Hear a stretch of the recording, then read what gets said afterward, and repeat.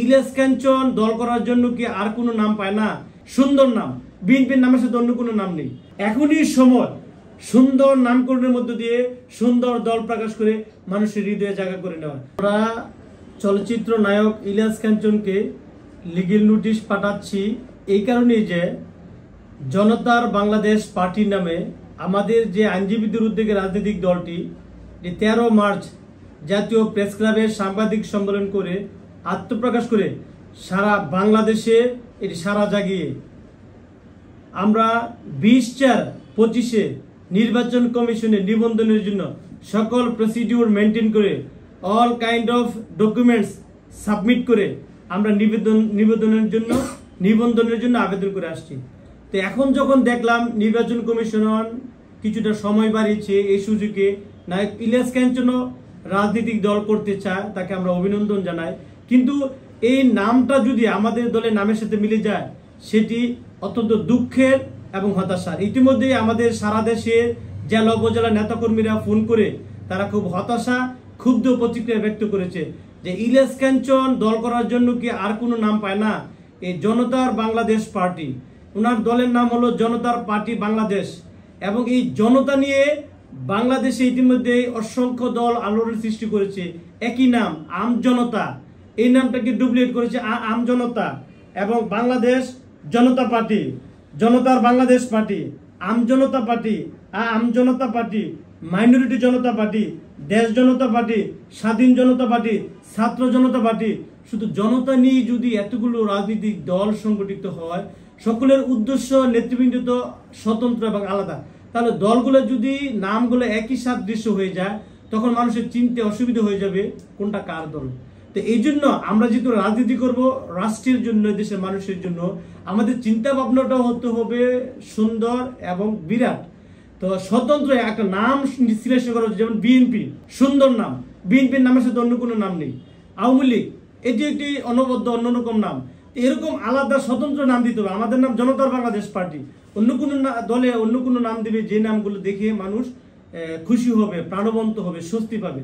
এখন ইলিয়াস কাঞ্চনকে আমি অনুরোধ করব, উনি একজন সিনিয়র মানুষ বা আমি নিজে ওনার একজন ভক্ত, উনি জনতার পার্টি বাংলাদেশ এই নামটা বাদ দিয়ে অন্য কোনো নামে উনি যেন ওনার দল আত্মপ্রকাশ করে। এবং উনি তো নিরাপদ সড়ক চাই আন্দোলন নিয়ে সারা দেশেই মানুষের হৃদয়ে উনি স্থান করে নিয়েছেন, দীর্ঘদিন ধরে আন্দোলন করছেন। নিরাপদ বাংলাদেশ পার্টির নামে অন্য কোনো দল উনি করতে পারে, এমনটা করলে কিন্তু ওনারা আর নতুন করে পরিচিত হতে হবে না, কারণ বাংলাদেশের সবাই জানে নিরাপদ চাই আন্দোলন এটা ইলিয়াস কাঞ্চনের।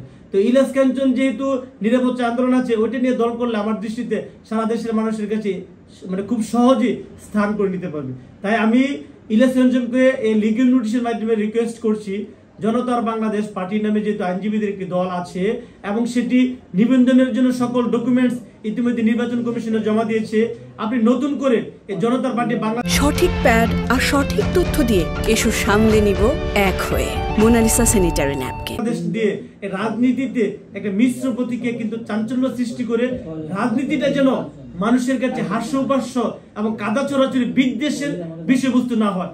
রাজনীতি হলো কি আদর্শ, স্মার্ট এবং দেশ এবং মানুষের সেবা করা। সেই রাজনীতিটা যদি নাম নিয়ে যদি আমরা কোন্দলে জড়িয়ে পড়ে বিদ্বেষে কাদা চোরাচুরি হয়ে যায়, তো দেশের মানুষ কিন্তু আমাদের দেখে উপহাস করবে। তাই আমাদের সাবধান হতে হবে, যেহেতু আমরা রাজনীতি করতে আসছি মানুষকে সেবা দেওয়ার জন্য, রাষ্ট্রের সেবা করতে, আমাদেরকে আমাদের ব্রড মাইন্ডে চিন্তা করতে হবে। তাই যদি ইলিয়াস কাঞ্চন যদি আমাদের একই নাম ব্যবহার করে আমাদের দলের মর্যাদা মান ক্ষুণ্ণ করে, আমরা ওনার বিরুদ্ধে লিগ্যাল নোটিশ দিয়েছি, প্রয়োজনে আমরা মামলা দিতে বাধ্য হব, আমরা আইনগত ব্যবস্থা নেব।